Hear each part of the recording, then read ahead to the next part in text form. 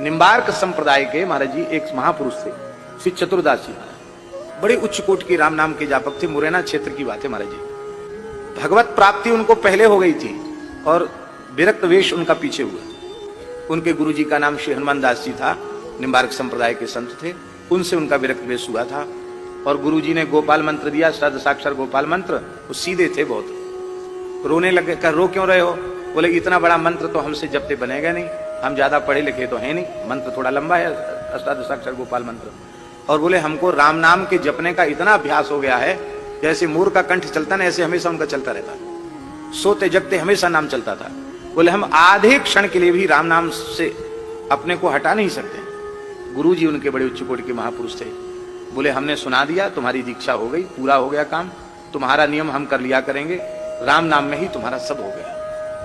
एक बार उन्होंने, किसी ने कह दिया कि कबीरदास जी की वाणी में राम नाम की बड़ी महिमा है, तो कोई कबीर पंथ से छपा हुआ कोई ग्रंथ उनको कोई दे गया। अब वो उसमें ऐसी कुछ बातें लिखी थी जो उनके भाव के अनुकूल नहीं थी। ऐसे भी दुराग्रही लोग हैं ना, वो कहते कि हमारे कबीरदास जी के राम जी तो अलग हैं, निर्गुणिया राम हैं, वो दशरथ नंदन कौशल्यानंदन नहीं है, और वो राम नाम नहीं है, वो सतनाम अलग है।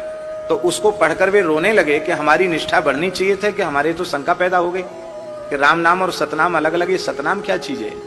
रोने लगे। हनुमान जी प्रकट हो गए उनके सामने, उनकी ध्वजा हाथ में थी और ध्वजा में लिखा था, संत वाणी में जिसे सतनाम कहा है वह राम नाम ही है, निश्चिंत होकर जपो।